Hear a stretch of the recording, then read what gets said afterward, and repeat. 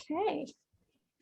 So after having a month away from all of you, we're now returning, and a wonderful devotee with me today, although she will never admit it, or even, I mean, she's very humble, so she would never, she'll just shake her head and say, no, no, no.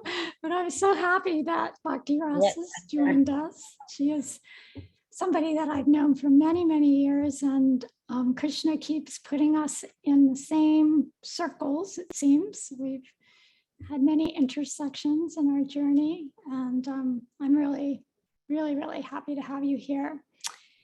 So just to bring everybody up to speed, what we've been doing these interviews with devotees from our sanga, the beauty and the messiness of the Sadhaka's journey. And the intention of these interviews has been several-fold. Well, one of the things is for us to just be able to come together and get to know each other more. I mean, I learned things about devotees that I've known for 40 years on these interviews. I never knew that about you. So new information comes out, and also sharing our struggles is so faith building, because we all have our struggles, and sometimes we feel very alone, like we're the only one that has ever gone through what we're going through, and we maybe we're afraid to talk about it or share it with others. And so what I've been seeing from these interviews is that devotees have been really encouraged by hearing other devotees share similar challenges and struggles and how they've gotten through it. And so I think that's been, for me, one of the most exciting parts of these interviews. And so just the appreciation for one another and feeling, building our community, which is international. And we have a sangha, and some of us will never probably meet each other in person. So these kind of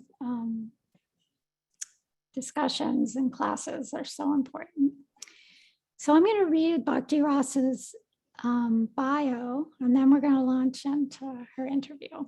I don't want her to get nervous, so I'm going to read real fast. Okay, so Bhaktirasa she says she's an aspiring disciple of Swami B.V. Tripurari, and again, that's her humility. And I guess she's an aspiring wife of Dula Chandra also. And she's the mom of Shyam Saki Dasi.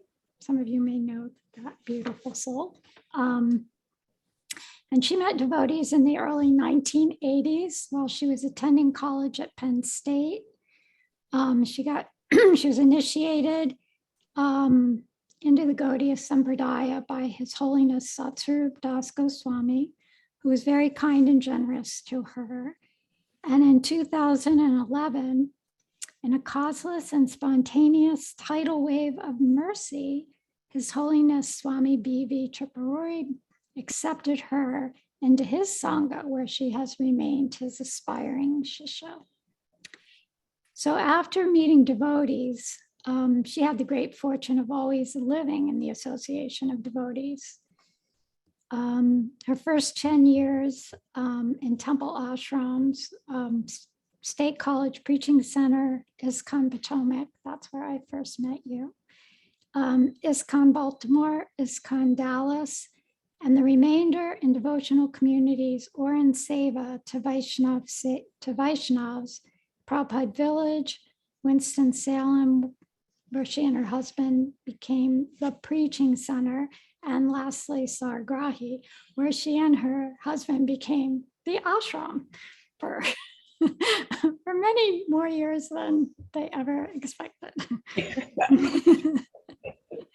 And she has been blessed with a very strong, healthy body and mind, and I can attest to that. And she can figure stuff out. So she's been given a lot of opportunities to be engaged in service to the devotees, which to me is the value, which to her is the value of her life. So Vaishnav Seva is the number one in front of the Anadi zeros. So that's a a big number. Take it away, and take that away, and then there is less than nothing. Add it, and everything that has brought her here to this point has meaning. So materially speaking, she's a jack of all trades and the master of none. So I definitely agree with it. She's a jack of all trades, but she really does master a lot of things. She said she'd be good to be shipwrecked on an island, which I kind of, she said, but don't call me if you need a fine craftsman. If you build your island shack, it will mostly assuredly be wabi-sabi, but it will be dry inside. So anyway, I appreciated that statement, because when I was thinking about introducing Bhaktirasa before I'd read her bio, I was thinking, yeah, she'd be one of the people I would pick to be on a desert island or something, with, because she's like so practical, and she's a manifester. She figures things out. She's a problem solver, and she's just brilliant in her practical life skills. And yeah, her and my son, those would be probably my first two people I would grab to take with us. And then, of course, Padmanabha Swami and Guru Maharaj, I will take them too. But if we want to survive, physically survive, I would take these two.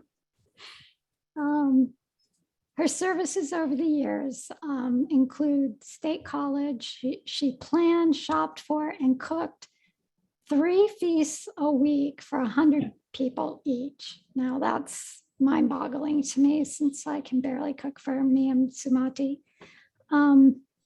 Book distribution. We did a little bit of that together.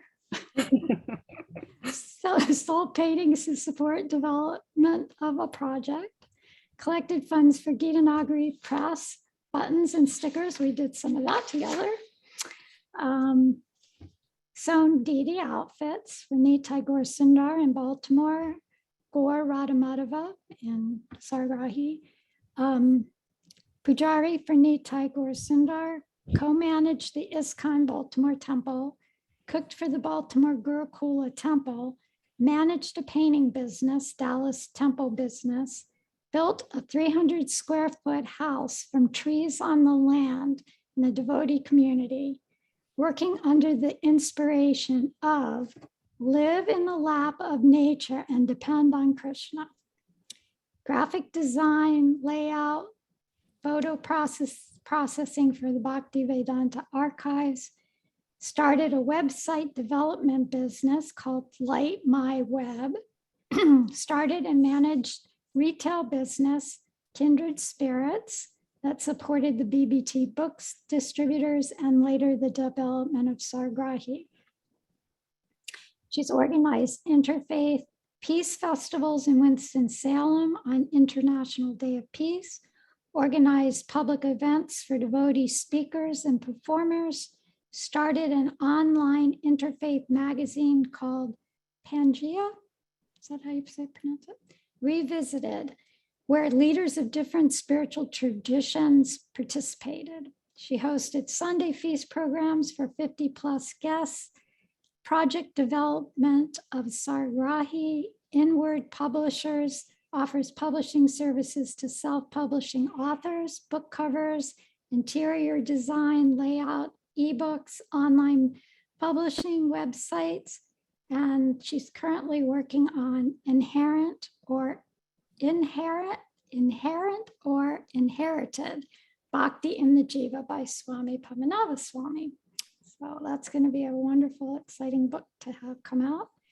And she currently lives in Western North Carolina, USA, with her husband, 2 cows, and 3 deities. So this devotee is a powerhouse. And something she did also recently was she built a barn for her babies, her cows. And she had no money, and she just got, things came to her. Krishna provided what she needed, and somehow they have a 5-star accommodation at this point because of her love and devotion for the cows. So Thank you. So I'm going to ask you, the first question I'm going to ask you is, when you were growing up, were there any clues in your life that you were not somebody that was supposed to just live the ordinary, mundane life, that there was something bigger in your future, something spiritual? Well, I can't really say that I was aware that what I was experiencing was saying that I was something different and had something bigger to do. It was just making it obvious. I didn't know there was something bigger to do. All I knew was the material life, the world that I had at my disposal was not working. I mean, as a child, I was even very depressed. And I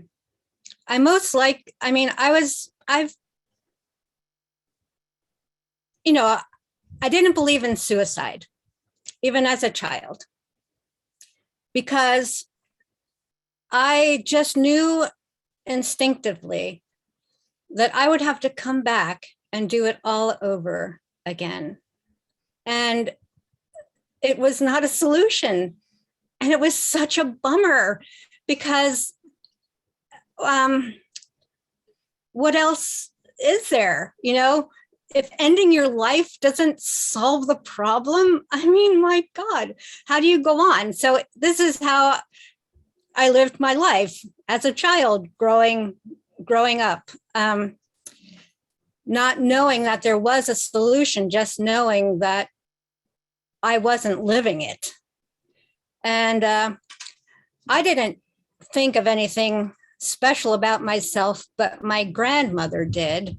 She thought I was a saint, and that sorry to say, but this is what I've been told, that my urine was holy water to her. And, grandmothers. I don't think my grandmother ever said that to me. But she was very spiritual. I was raised Catholic, although they weren't strict Catholic or anything, but I went to catechism and Catholic church. They didn't go to church, but they made sure I went to church. And,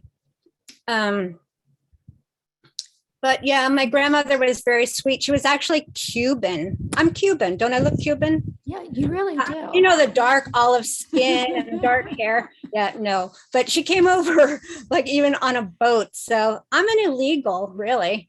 But yeah, she was awesome. She lived with us while I was growing up for many, many years.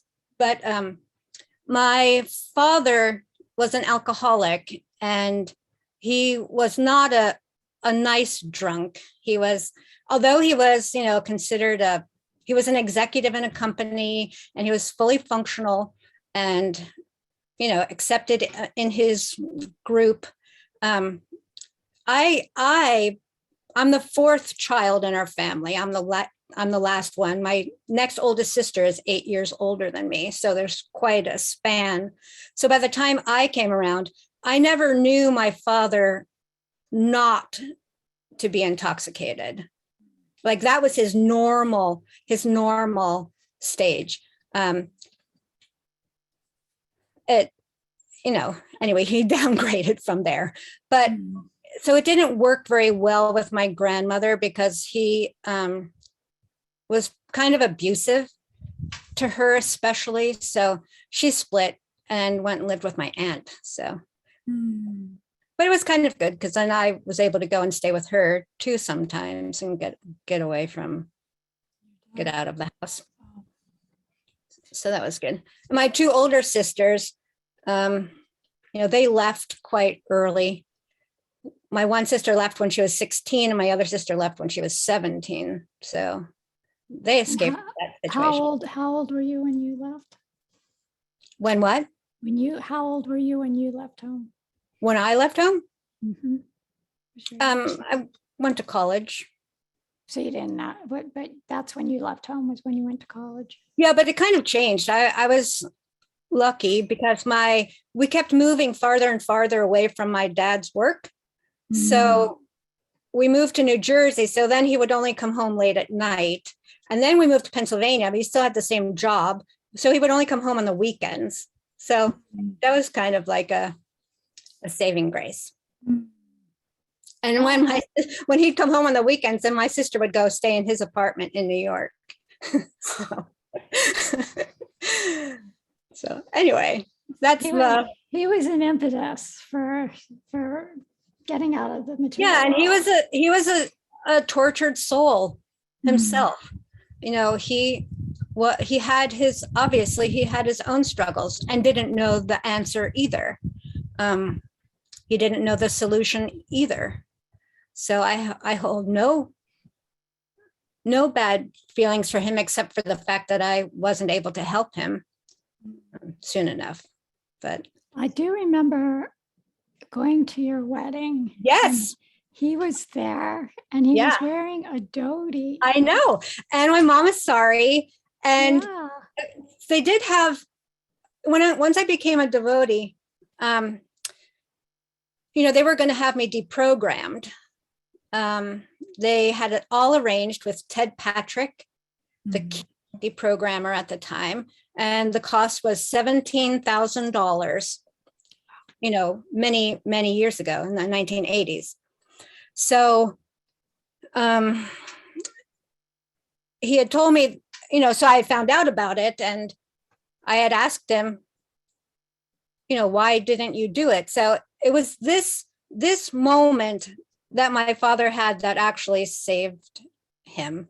He said there's two reasons why he didn't do it. One was because he didn't have anything better to give me. He didn't have any philosophy to give me. Wow. And the second one was he was afraid that I might be right. Wow.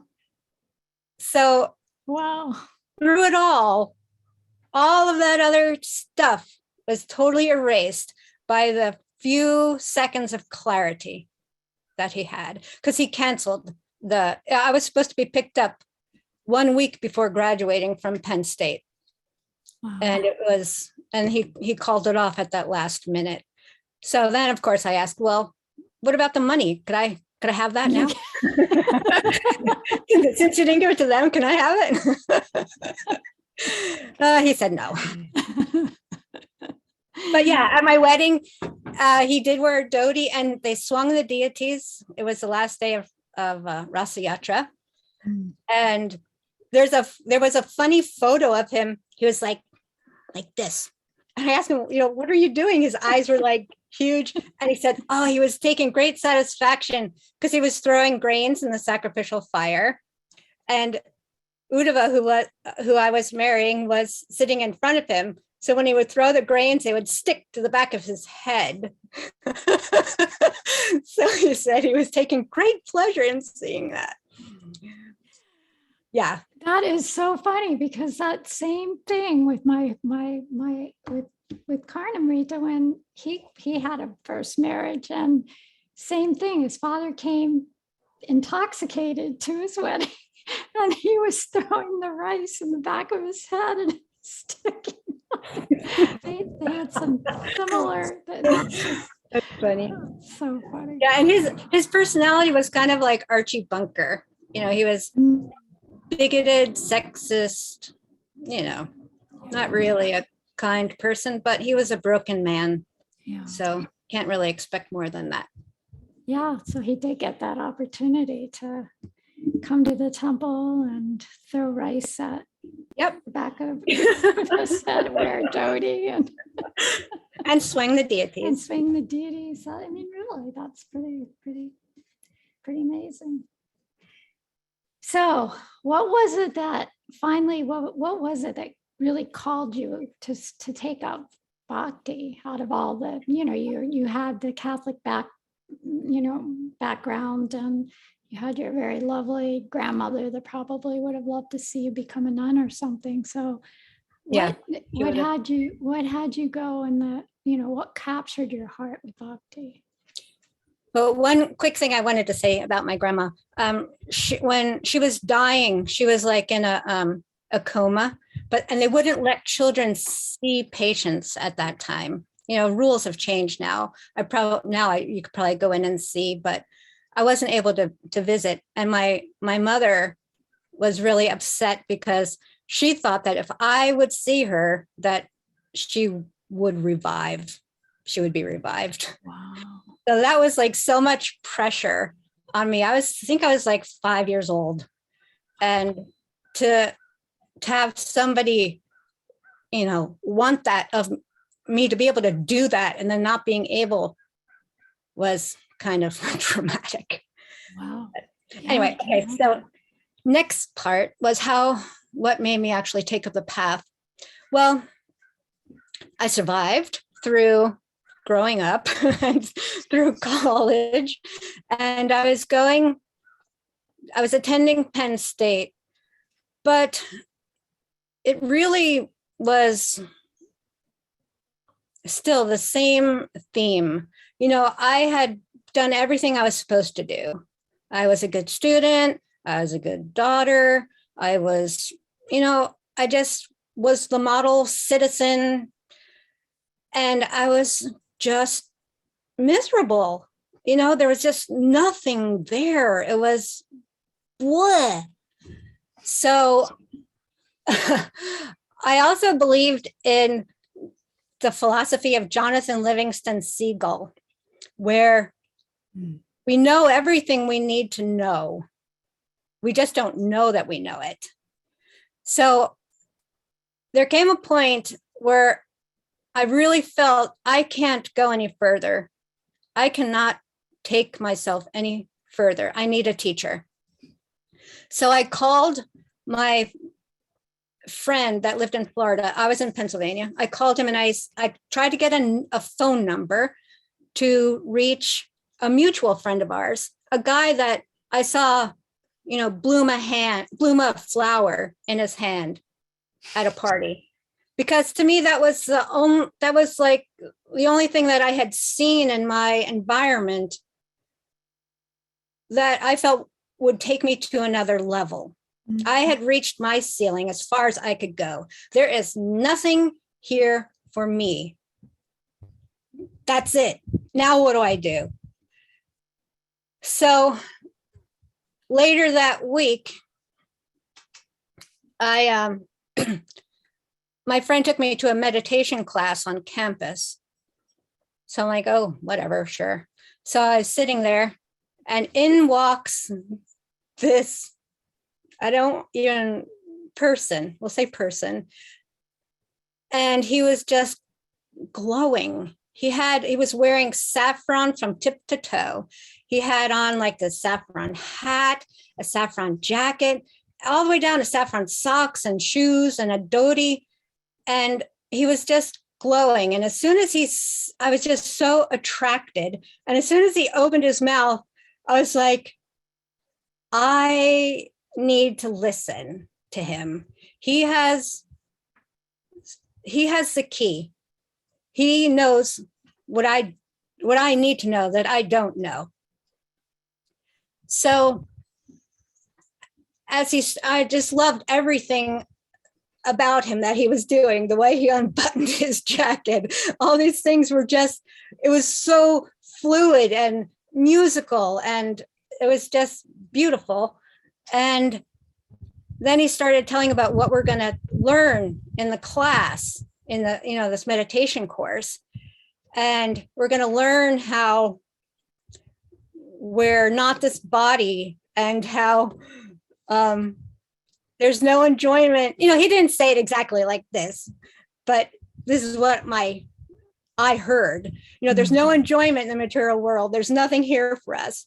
So it's like, oh my God, I already know this. And here's this person that I instantly respect, and he's saying this. Now I really have no hope. So we're going around the room, and he's asking everybody what they're looking for by coming there. And I just said, what do you do if you already know that? And I was crying and I left the room. And I didn't go back.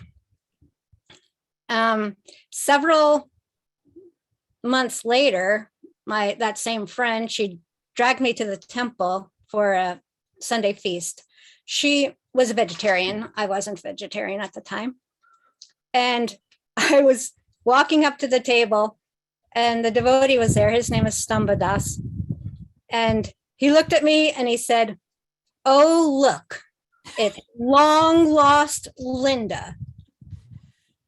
You are such a fool." And instantly he just like cracked open my heart.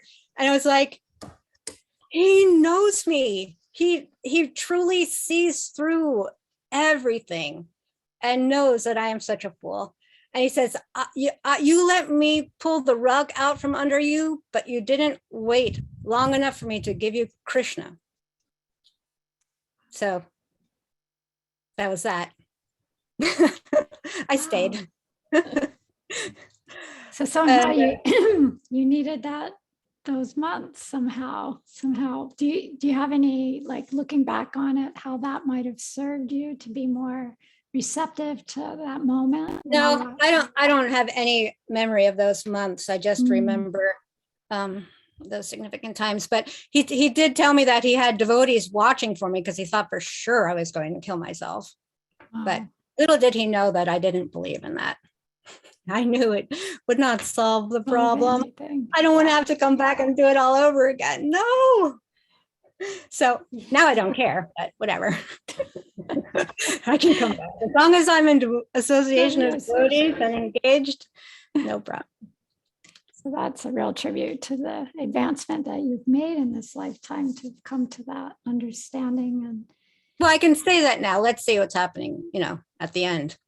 When I'm on my deathbed, I'll see what I say then. You can interview me again. I don't think I'll be around here. Well, I hope so.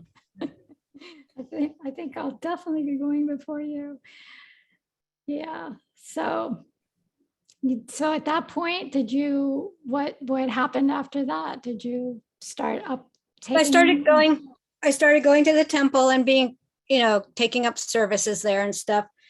And kind of a strange thing happened, which extricated me from my life, which is really quite amazing and awesome. I was living with this guy on campus. He was supposed to have graduated already, but he flunked out. So I thought the relationship would end, at the end of the semester, but no, he flunked out and he had to go to summer school. So anyway, we got an apartment and he was going to the temple with me also. He was from Nicaragua, a very crude kind of person, but whatever. So we were going to the temple together. And we both decided that we were going to follow the regulative principles and start chanting japa and, really take it up. And within that week, I found out I was pregnant. So that was a life changer. I would go to the temple and I didn't tell them, but I couldn't take prasadam anymore. Like the spices and stuff would really make me ill. So this devotee, he just kept giving me from the temple, he'd give me melons and fruit, to take home with me. I don't know why, but he was just so kind to have done that. And so now I had to face the decision. What am I going to do? I knew I definitely did not want to partner with this person. This guy has got to be out of the picture. So I was supposed to be a resident assistant the next semester at Penn State, which would pay for my room and board and half my tuition. So somehow, for some crazy reason, they still allowed me to be an RA, even though they knew I was pregnant. So here I'm supposed to be a role model, and I'll be a pregnant college student, unwed. Okay, I'll take it. So, at first it's like it turned my whole life upside down, because now the image that others had of me was kind of tainted. I wasn't the perfect person. The dreams that my parents had for me probably were not going to manifest in the way they had pictured. Things that I had envisioned about the future, that picture changed. So it kind of cut the cords to predetermined future. Very interesting. Yeah. So, it really liberated me from a trajectory that I was on. So eventually I, came to accept the child, want the child. And, I had these images, I'll just leave it in a basket at Gita Nagari with a note, please raise this child as a devotee. Because I didn't think I could ever be a devotee, but I wanted my kid to be a devotee. So at 3 months, I had a miscarriage, which once again turned my life upside down and totally liberated me from all of those plans that included a child. So what happened then is I ended up with a clean slate. I was free to do and be anything I wanted to. People's expectations for me were totally dashed. And I was free. And I'll share some humiliating details. When I was a child, I wanted to have Christ as my child. And I thought, I can remember the conversation I had in my head. The other part in my head was like, well, you are not special. Mary was special. You're not special. So the other side of the argument was, but maybe he just wants an ordinary person now. Maybe he just wants to be born to an ordinary person. So the embarrassing thing is, having been a new devotee and learned that Krishna has a mother and he has a family and this and that desire to have Christ as my child kind of glossed, was laid over Krishna. So I thought, maybe this is Krishna. And he just wants to come to an ordinary person. So, okay, I know it's totally embarrassing, but whatever. Here's my guts. When I was new, okay, very young. Charming. I find it really charming. I was very new in this philosophy. So when I was in the hospital having this miscarriage, I didn't want to take any drugs, of course, because that's breaking the regulative principles. So I didn't take any drugs. And I would pass in a container so I could see the fetus, because I wanted to know if it was blue.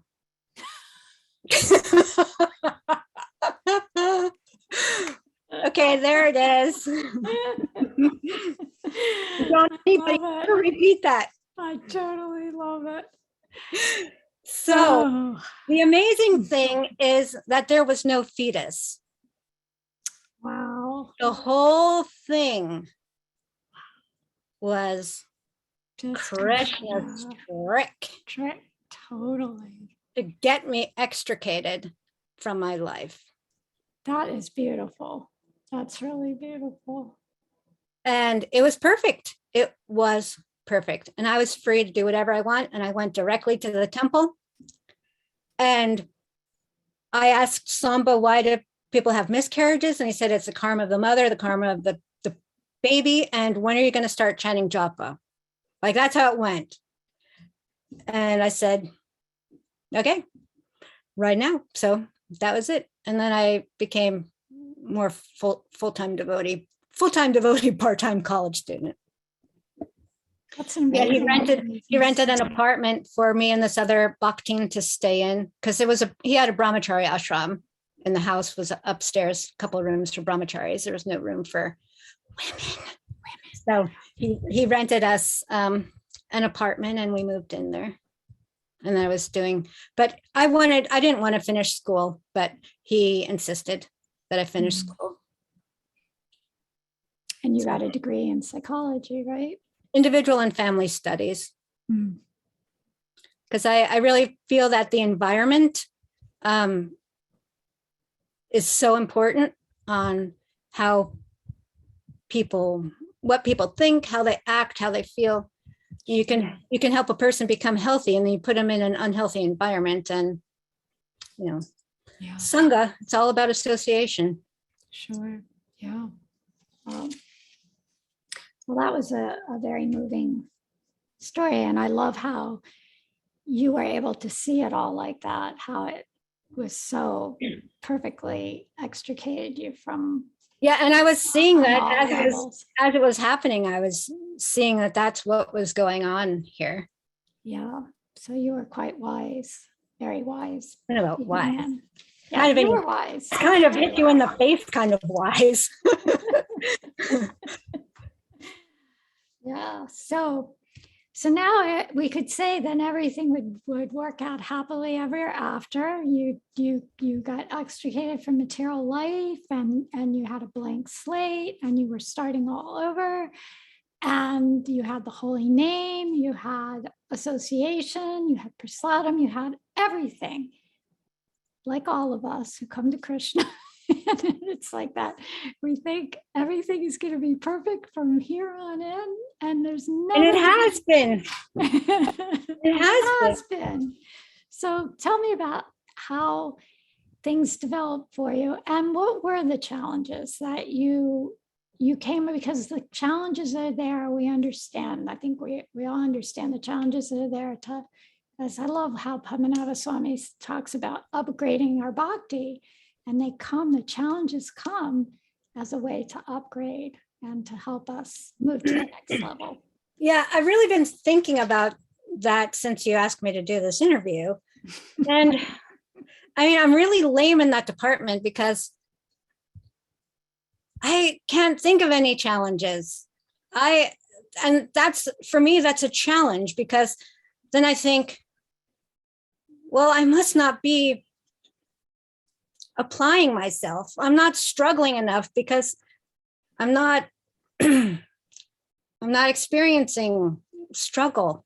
So I must not be struggling, and therefore I must not be. Well, struggle. Maybe you don't struggle, but there are definitely challenges.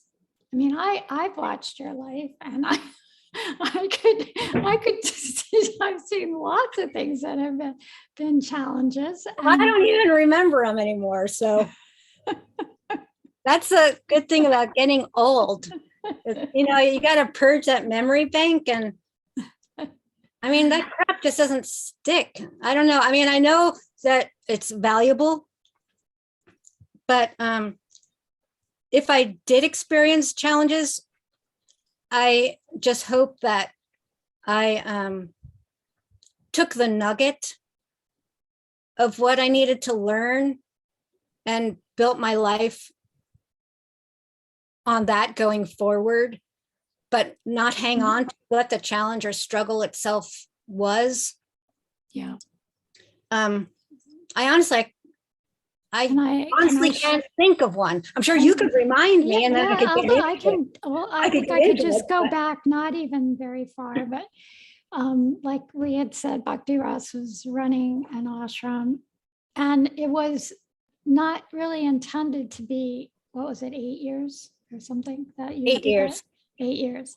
It was supposed to be a temporary situation while Sargrahi got built, and then there would be facility for the devotees to go and live on the land in nice cabins and facilities. And so that was the plan. And it stretched into 8 years. And I saw it was a challenging time. It was a challenging time for you to go through that, and for your husband too, because that's where my challenge was somehow keeping Joel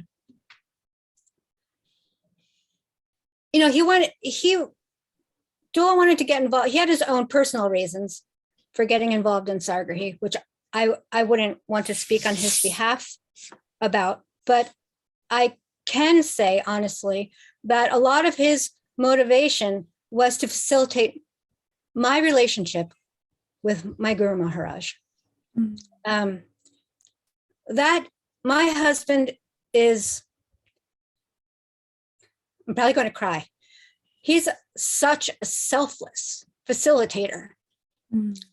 And he really wants to be of service to others.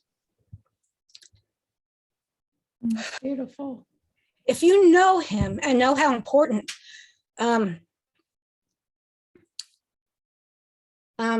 his environment is, the aesthetics of his environment, you'll know how much he's sacrificed. And that was probably my biggest challenge. Mm.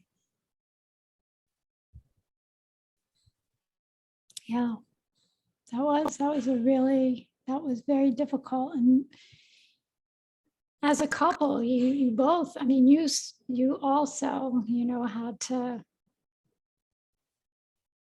you had a very kind of ideal situation. I don't have anything to lose.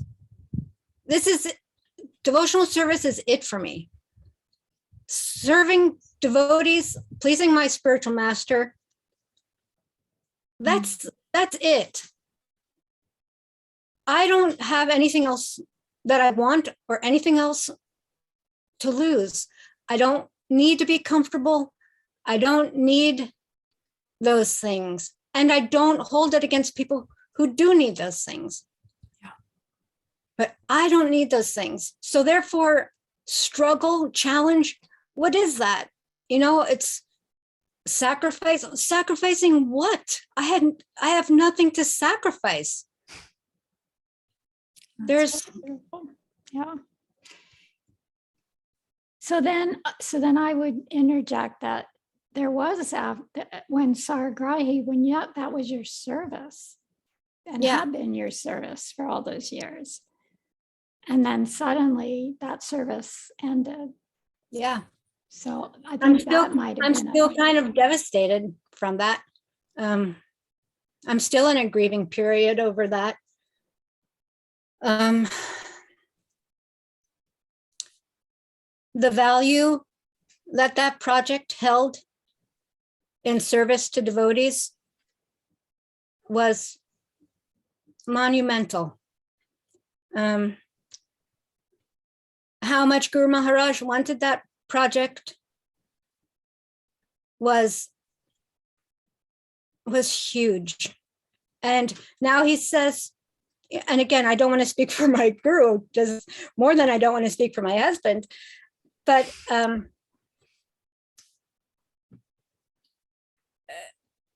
he said it's worked out. It's worked out, people have moved on. For some people, it's even better. But that project, his vision for it was the third prong of what he wanted to offer and leave in the world. Perhaps it has to do with his name, Tripurari, 3 cities, So not being able to assist. Now you're going to make me cry again. It's okay. It's Not okay. being able to assist in the manifesting of his vision is huge. I aspire to have such a consciousness, Bhaktirasa. It's so inspiring to me. Well, he, I was visiting him in Madhavan for the very first time. And we were sitting outside, I think it was Gaur Sundar Prabhu's cabin. And the cat came out of the window and stepped down on the Guru Maharaj's shoulder and walked down his chest and sat on his lap. And I had not I hadn't really accepted him as my guru yet. Although I obviously recognized the importance, what he has to offer, and what a beautiful and amazing devotee he is. I just didn't know that it was possible, actually. So anyway, that's another story. But so we were sitting there and he just started telling me his vision that he had about a project that he's always wanted to do. And he said that it came up at your dining room table, Archana. That was the birth of this. Mm. And he explained it in detail. And I mean, he imparted that in my heart. It's like I became impregnated with the vision of what he wanted to manifest. Mm. And like you said earlier, I'm a manifester. So at the end of him describing what he wants to do for the community of devotees, how he wants a project that facilitates monks, students, families, the elderly, it all just bloomed in my mind. And then at the end, he said, "So, what do you think?" I said, "Let's do it." So I came back and I told my husband, and he was like, "Well, you have to do it. We have to do this, of course." So we started looking for land online, and, that was like in November of some year. And by January, I was out looking at property with a realtor, and Dulal and I would come, and sometimes Madan, I think Madan had joined at that time. Some other devotees would come and look at land also. And then March, Guru Maharaj came and we bought the property in April. So, what Krishna was doing, I have no bloody idea. With the whole extricating me from my life thing, I could see Krishna's hand in it and why he was doing what he was doing. With this, over the last 8 years, I have no idea. So I just have to accept it and work with what I have and what the devotees are kind enough to engage me with. So can I ask a question as far as, because there's transformation, we all transform when we go through these kind of situations, and what do you see different about yourself now as compared to 8 years ago, 9 years ago now? And what's different about you? I don't know. I haven't processed it. Okay. I have no idea. Yeah.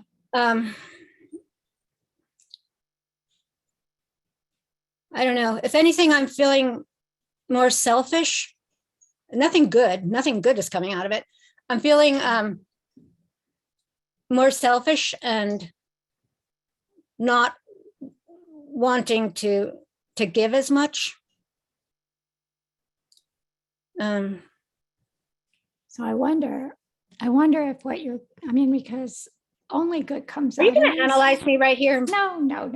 On Zoom? I'm just, because, you know, we've all gone through these things. And I mean, I went through the, you know, we moved to Sargrahi and I know.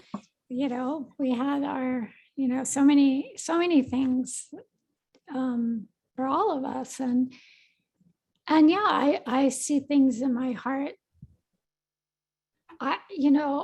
When you said that, yeah, I feel like there's something more selfish and less, but I think that it's a necessary part of the process of what's going on. I see it as like, just because of my personality type and who I am, and just needing to do things more.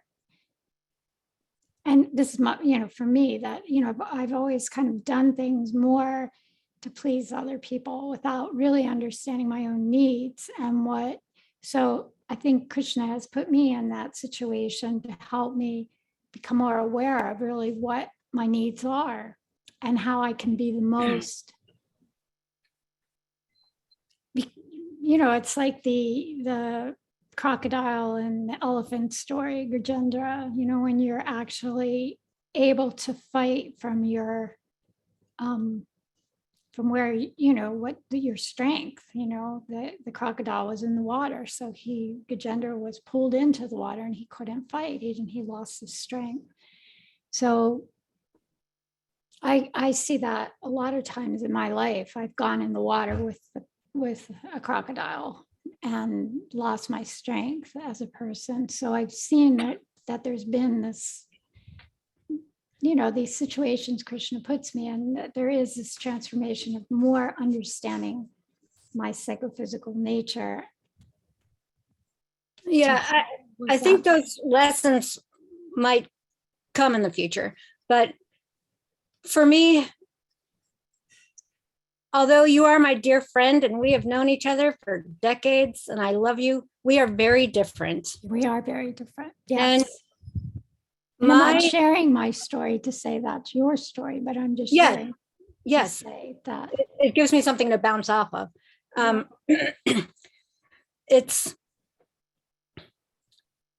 I get my strength by serving people, whether it's a materially inspired thing, a psychological defect, I don't care. I'll use it. I'll take it. If it allows me to serve devotees and Vaishnavas in their service, what they want to do in the world, fine. I'll be a crazy person. So, you know, I'm just like a little lost by not having that source of strength. But it gives opportunities to develop other sources, but it's definitely my core. So my core is, you know, my nuclear core is dissipated. And I don't really feel that powerhouse thing anymore, like you had described. I feel more like Krishna has left the planet and has taken all of my abilities with him. There's, you know, you talk about what I did in the past, cook for 100 people, and this, you know, the feasts that I've done here, like you said, I have all I can do to cook for Duala myself, and all we eat is salad. So there's not even cooking going on. So I feel that with the loss of it has gone all of my abilities and all of my strengths, which, you know, just leaves me with perhaps more truth. So, what was see where it goes. Where did Arjuna go when that happened to him? I don't know where he went. when Krishna took He went into despair. he went into despair. No, he really did. But then he got strength from remembering the conversation he had with Krishna, and that gave him an internal strength. Yeah, he withdrew all those powers. He didn't need them anymore for what Krishna had in store. Yeah, I don't need all that stuff anymore. I'm just here taking care of 2 cows, and I don't need to know how to cook for 100 people anymore. I'm actually getting rid of all my big pots. Wow. So you're in transformation. You're transforming, and you haven't quite gotten to the point yet where you. Yeah, no, I haven't found the nugget yet. You haven't found your nugget. I haven't found the nugget, and I haven't integrated. I'm still, seeing what's going on. And that's I know it's not by my doing. That's for sure. Right. And but it's the faith that you have the faith that somehow this was all ordained, and you're. What else is it? Yeah. There isn't anything else. Right. So that's. I couldn't possibly do it, and I couldn't possibly undo it. To say what with your 2 hands, if Krishna wants to give you something, how much can you hold? With your 2 hands, if Krishna wants to take away, how much can you hold? Nothing. And maybe, Krishna also has, you do have an aging body. I mean, watch it. It's healthier now, though. It's healthier now. But in terms of all of us, it's like the services that we did with our bodies, and, cooking for 100 people and building things, and that's not going to. Don't take away my hammer and saw. No, you can. That's not happening. Saw. You can still have your hammer and saw, but the classes that you've been giving, the Bhakti Rats, you did not want to give a class. You were so resistant. And I still don't. I pray that he doesn't ask me again ever. You said that after the first class you gave, and I know, and now I'm practicing saying no. So we have to take care of ourselves, right, Archana? So I think Krishna has some very different, not different services, but using more of the faculties that you will have till you're 100 years old, that you'll continue. Bite your tongue. Well, I think a lot of my attitude about Krishna comes from you. In those early days, you would always say, the deity's name was Madan Mohan. Madan Mohan, he has an ace up his sleeve for you. You would always say that. So I think I've just, integrated that into my consciousness, and just know that Krishna has an ace up his sleeve. Yes, absolutely. And he does. And I see it. I mean, I know you are going to be used in service in ways that you can't even imagine. I mean, it's just not, it hasn't been revealed to you yet, but I know that Krishna will fulfill your desires beyond anything that you could ever imagine. And he has to take into consideration the well-being of my husband. Yeah, he does. Yeah, you're a team. But he's, I really want to serve my husband in his service of giving classes, because he's awesome. He's awesome. Yeah. So that service has continued for you, and such a bright future. And you did sacrifice so much. I know you didn't feel like a sacrifice for you, but you will certainly have all your desires for service fulfilled. Well, I mean, the sacrifice is as bad as like will you sacrifice this chocolate ice cream for this strawberry ice cream? Or will you sacrifice, burning hot coals for ice cream? What's this real sacrifice? What are you giving up? No. Well, we could say, okay, I'll you change the word. You did many services that were very pleasing to your guru and to Krishna. So that's up to him. So yeah, that's up to him. So it's very hard for Bhaktirasa to take any kind of appreciation, any kind. So she's going to throw it back to me. Because I'm a glory hound and I have to fight against it.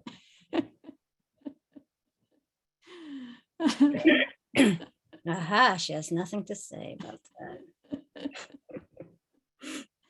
I think we're out of time. Well, we have to ask questions, see if anyone has any questions, but they may not. We have a small group, so well, except Sakirati's on, and she's usually good for a question or two. Does anybody have a question they would like to ask Bhaktirasa at this time?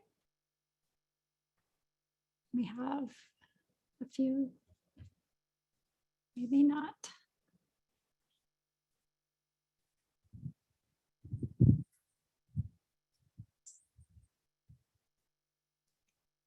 And I just want to say something. Okay, Sumati. I just want to thank her for just her beautiful, raw, honest presentation. And I love you, Sumati. I love you too so much.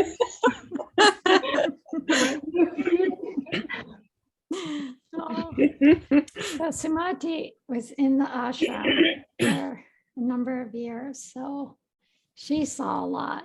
She saw She tolerated me. lots of service that was being offered to the Lord's lotus feet every day from Bhaktirasa and her own. She also was she's a giver, and yeah, it was a lot of beautiful things in Sagrahi. So there's Bhaktirasa showed me what is a real service spirit.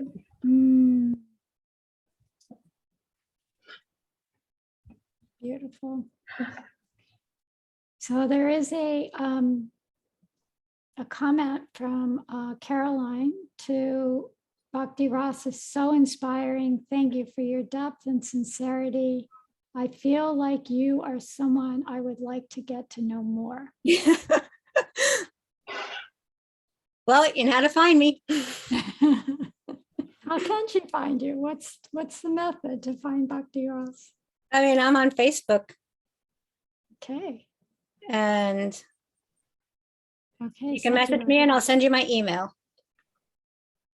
There we go. And Sakirati didn't let me down. She said, I write the question because my internet is not so good. That was such a wonderful interview. Thank you so much for all the service you're constantly doing for the devotees. When are you coming to Madhavan? You have to check the ace up Krishna's sleeve. So Sakirati, you have to check to see what that card, maybe that's not maybe something that she's familiar with, but Might not be in the cards. might not be in the cards this time. So any other questions or comments from the devotees? Well, thank you, Bhaktirasa. I am really grateful to you for coming on, even though I know you were resisting it in every way you could. She tried to get around it, but she did come on, and we had a lot of really wonderful things to share. And yeah, we'll interview you next year and see if that nuggets appear. I find a nugget. Yeah, see if the nuggets we find. So to date. The date. The date. So thank you so much. And Yeah. all glories. Thanks everybody for tolerating me. All glories to the wonderful devotees and all our wonderful association that we have. Hare Krishna. Jai. Haribol.